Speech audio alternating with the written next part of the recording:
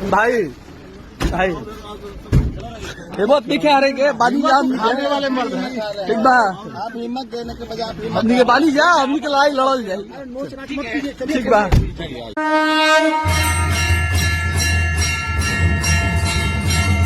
मेरी वीडियोस में मेरे ठीक पीछे ये फ्रेम लगा रहता है जिस पर लिखा होता है एक बिहारी सब पर भारी। इस कोट को देखकर अक्सर हमारे बिहार के बाहर के भाई बहनों की शिकायत रहती है कि आप इस तरह से खुद को बिहारी क्यों कहते हैं, आप अपने आप को बिहारी के रूप में ही प्रोजेक्ट क्यों करते हैं, क्या हम आपके सहयोगी नहीं हैं, क्या हम आपके भाई बहन नहीं हैं और क्या आप हिंदुस्तानी नहीं हैं। ये सभी बातें जो आप लोग कहते हैं ये पूर्णतः सत्य है और मैं स्ट्रांगली बिलीव करता हूं कि पहले हम भारतीय हैं, उसके बाद बिहारी, पंजाबी, बंगाली या गुजराती हैं। लेकिन जहां आप पैदा होते हैं, जहां की मिट्टी में आप पले बड़े हो, उसके लिए थोड़ा एक्स्ट्रा स्नेह होने का अर्थ कदापि नहीं कि हम आपसे अलग है। सिर्फ मेरा गांव मेरा नहीं है, मेरा जिला मेरा नहीं है, सिर्फ बिहार मेरा नहीं है, पूरा हिंदुस्तान मेरा है। जब हम देश की बात करते हैं, राज्य की बात करते हैं, तो कहीं ना कहीं ये आप सब जानते हैं कि फाइनेंशियली जितना रिच राज्य महाराष्ट्र है, पंजाब है, गुजरात है या दूसरे अन्य राज्य हैं, उतना अमीर बिहार राज्य नहीं है। बल्कि आंकड़ों के हिसाब से तो अब सबसे गरीब राज्य बिहार बन चुका है। यहाँ की पॉलिटिक्स सबसे अलग है, यहाँ चीज़ों का अभाव है, यहाँ अमीर बहुत अमीर है और गरीब बहुत गरीब है। यहाँ जब अमीरियत की बात होती है तो सब स्वर्णों को पैसे वाला बोलते हैं और जब गरीबी की बात आती है तो दबे कुचले पिछड़ी जाति के लोगों की तरफ देखा जाता है। कुछ मायनों में ये बात सही हो सकती है, लेकिन ऐसा ही है ये जरूरी नहीं। यहां स्वर्ण भी गरीब हैं और पिछड़ी जाति वाले भी फॉर्च्यूनर में चलते हैं। तो आम राज्यों के मुकाबले यहां स्थिति उतनी अच्छी नहीं है या उतनी सुविधाएं यहां नहीं है, जिसके चलते भी इस राज्य से थोड़ा और लगाव रहता है। यहां वोट काबिलियत देखकर नहीं बल्कि जाति देखकर की जाती है और हमारे यहां के दलित समाज, शूद्र समाज, ब्राह्मण समाज, अहीर, राजपूत सब अपने लोगों को सत्ता में देखना चाहते हैं, ये सोचकर कि यही हमारा भला करेंगे। यादव समाज ने 40 साल तक लालू यादव को सत्ता में रखा, लेकिन यादव समाज का कोई उत्थान नहीं हुआ। लेकिन लालू यादव के साथ साथ उनकी आगे की पीढ़ियां भी राजनीति में सर्वोत्तम पदों पर बैठी हुई है। एक बिहारी 100 पे भारी का अर्थ ये नहीं है कि हर बिहारी ऐसा ही है, क्योंकि यहाँ साहिल चंदेल, अजीत भारती, मनीष कश्यप, खान सर जैसे 100 पे भारी वाले लोग हैं, तो तेजस्वी यादव जैसे नेता भी हैं जो अपनी सत्ता की खातिर एक पत्रकार, एक यूट्यूबर की जिंदगी से खेल रहे हैं। उसके डर की सीमा तो देखिए कि आज उनके कहने पर 2 दिन के अंदर मनीष कश्यप पर FIR हो जाता है, कुर्की जब्त हो जाती है, बैंक अकाउंट्स फ्रीज हो जाते हैं और उसे जेल में भी डाल दिया जाता है। लेकिन कभी अपने परिवार का इतिहास उठाकर देखा है इन्होंने?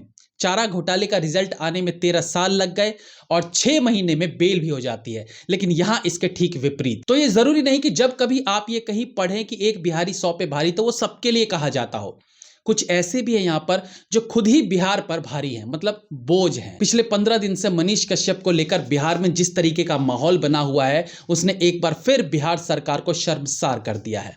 एक पत्रकार को जिस तरीके से बिहार पुलिस ने ट्रीट किया है, वो बिहार में जंगल राज होने के प्रमाण दे रही है। मनीष कश्यप पर कार्यवाही मानो पत्रकार में भय पैदा करने के लिए किया गया हो। ऐसा नहीं था तो क्या 42 लाख रुपए जो बैंक अकाउंट में उसे फ्रीज करने की नौबत आती? ऐसा नहीं होता तो क्या उसके घर की कुर्की जब्त होती? उसके घर का बेड, सोफा, कुर्सी, टेबल ट्रक में लाद कर सरकार ले जाती? उसे पकड़ने के लिए रात दिन बिहार पुलिस की गाड़ियां दबिश डाल रही होती? एक फेक न्यूज का इल्जाम लगाकर हथकड़ी पहना कर ले जाती, मुंह पर कपड़ा लपेट कर ले जाती, फर्श पर बिठाती? नहीं दोस्त, ये सब तेजस्वी यादव ने अपनी भड़ास निकालने के लिए किया है। ये बिहार के पत्रकारों के दिल में एक भय डालने के चलते किया गया है। मनीष कश्यप के साथ इस तरह के बर्ताव से तेजस्वी अपनी पावर दिखाना चाह रहे हैं, सत्ता का पावर दिखाना चाह रहे हैं, वो सत्ता का पावर जो इन्हें अपने पिता से मुफ्त में घर बैठे बैठे मिला है, जिसके लिए ना इन्होंने पढ़ाई की है, न जन कल्याण कार्य किए हैं, न भाषण आदि किए हैं। ये तो बस एक सुबह उठते हैं और मंत्री की शपथ ले लेते हैं। तो ऐसे नेताजी को क्या पता कि अपनी एक जगह बनाने के लिए, लोगों के दिल में अपनी इमेज बनाने के लिए कितनी मेहनत लगती है, कितनी तपस्या करनी पड़ती है। आप तो यादव यादव खेलते हुए गोल्डन स्पून लेकर पैदा हुए और पिताजी के नक्शो कदम पर चलते हुए आज भी जातिवाद की राजनीति के बलबूते सत्ता में बैठे हैं। तो आपको क्या पता पॉपुलैरिटी कैसे अर्जित की जाती है। मनीष कश्यप को तमिलनाडु में बिहारियों को पीटे जाने की खबर को गलत बताते हुए फेक न्यूज चलाने के आरोप में गिरफ्तार कर लिया जाता है। वहीं दूसरी तरफ राहुल गांधी ने पिछले दिनों विदेश में जाकर कहा था कि उनके पास 2 लड़कियां आई जिन्होंने कहा कि हमारे साथ 5 लड़कों ने गैंग रेप किया है। उन लड़कियों ने बताया कि उन्होंने पुलिस को कॉल किया, लेकिन पुलिस ने उनकी बात नहीं सुनी। वो अब पुलिस केस नहीं करेंगे वरना उनकी शादी नहीं हो पाएगी। राहुल गांधी ने बताया कि उन लड़कियों ने कहा कि वो केवल अपने भाई राहुल गांधी को ये बताना चाहते थे, बस। So I look at the girl and I say, tell me, what's happened? How are you doing? And she looks at me and she says, well, my sister and me were gang raped by 5 guys. So I'm like, look, let's call the cops. And they're like, no, please don't call the cops. You can't call the cops. If you call the cops, we'll be shamed. इसके बाद अब जब police ने राहुल गांधी से detailing मांगी कि बताइए ये वो कौन लोग हैं, कौन लड़कियां थी जिनके साथ ऐसा हुआ है, तो हम अपराधियों को पकड़वाएंगे, उन पर कार्यवाही करेंगे। 15 मार्च को पुलिस राहुल गांधी से मिलने के लिए वेट करती रही, लेकिन 3 घंटे के इंतजार के बाद भी वो नहीं मिले। आप जानते हैं ये सब बातें राहुल गांधी ने कहां कही थी? कैम्ब्रिज यूनिवर्सिटी में। इस तरह से देश को उन्होंने रिप्रेजेंट किया था इस फेक न्यूज के साथ, जहां लड़कियों के रेप के बारे में पूरी दुनिया को उन्होंने बताया। ये फेक न्यूज राहुल गांधी ने फैलाई थी, क्योंकि अगर ये फेक न्यूज नहीं है तो वो जरूर पुलिस वालों से मिलते, उसका जवाब देते। हो सकता है आगे जाकर वो कोई गेम खेल जाए, कुछ फेक सी कहानी बनाए, बट फिलहाल तो ये सब कुछ 100% फेक लग रहा है। अब जब आप राहुल गांधी के फेक न्यूज की तुलना मनीष कश्यप के न्यूज से करते हैं, जो कि फेक थी भी नहीं, तो राहुल गांधी को देखिए, जिन्हें जेल में होना तो दूर, वो पुलिस को जवाब तक नहीं दे रहे हैं। और दूसरी तरफ मनीष कश्यप, जिन्हें 2 दिन के अंदर रात दिन एक करके जेल में डाल दिया जाता है। तो क्या यह समझा जाए कि राहुल गांधी के लिए कानून अलग है? डालो उन्हें भी जेल में, और उनका जुर्म तो मनीष कश्यप के जुर्म से कहीं ज्यादा बड़ा है। अब मनीष कश्यप जेल में है और उनके लिए आवाज उठाने का समय आया है। तो वो लोग, वो बड़े लोग जो सेलिब्रिटी है, नेता है, पुलिस अधिकारी है, वो मनीष कश्यप की गलत गिरफ्तारी के लिए एक शब्द भी नहीं बोलते दिख रहे हैं। जबकि जब मनीष कश्यप बाहर था तो मनीष कश्यप ने उन्हें सपोर्ट करने के लिए उनके इंटरव्यूज किए और समाज में उनकी एक अच्छी छवि बनाई। यह भी एक चिंता का विषय है, क्योंकि अगर आज एक सच्चा बिहारी दूसरे सच्चे बिहारी के लिए काम नहीं आया, तो कल को कोई भी एक दूसरे का साथ नहीं देगा, जिसका फायदा फिर पॉलिटिशियंस उठाएंगे, क्योंकि यही तो उनकी नीति है, फूट डालो और राज करो। भोजपुरी फिल्म इंडस्ट्री से खेसारी लाल यादव या पवन सिंह या अक्षरा सिंह जैसों ने एक ट्वीट करके भी मनीष कश्यप के साथ हो रहे सरकार के गलत व्यवहार पर नहीं बोला है।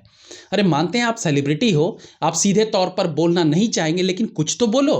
और आप सेलिब्रिटी किसके बलबूते हो? इसी जनता के बलबूते हो जो आज मनीष कश्यप के लिए चक्का जाम कर रहे हैं, आंदोलन कर रहे हैं, और 23 मार्च को बिहार बंद का ऐलान भी कर रहे हैं। बिहार बंद की प्रक्रिया में पार्टिसिपेट करें और बेहद शांतिपूर्ण तरीके से सरकार तक आवाज पहुंचाएं। ध्यान रखिए, ये सच के लिए लड़ी जाने वाली लड़ाई है, इसमें हिंसा के लिए कोई जगह नहीं होनी चाहिए। देखिए, इस केस में जो कुछ भी होगा प्रक्रिया के हिसाब से स्टेप बाय स्टेप होगा। अदालत में केस जाएगा, वकील जिरह करेंगे, फिर बेल की प्रक्रिया आदि होगी। लेकिन जन आंदोलन से सरकार को एक संदेश जाएगा, एक प्रेशर पड़ेगा, और ये जरूरी है। वो भी तब जब वाकई में किसी के साथ अन्याय हुआ हो। खेसारी लाल यादव तो तेजस्वी भैया कहते कहते उनकी जुबान नहीं थकती थी, तो उनका इस मामले में चुप्पी साधना समझ में आता है। लेकिन पवन सिंह जैसे कलाकार सिर्फ इसलिए इस पर कुछ ना बोले कि मनीष का उनके साथ इंटरेक्शन नहीं हुआ, तो ये गलत है। अच्छे दिन थे तो खेसारी लाल यादव मनीष कश्यप की तारीफ में कसीदे पढ़ रहे थे, लेकिन आज जब उन जैसे सेलिब्रिटी की उन्हें जरूरत है तो उनको सांप सूंघ गया है। शायद इसलिए कहता हूं, हर बिहारी हर बार 100 पर भारी नहीं होता। जय हिंद, वंदे मातरम।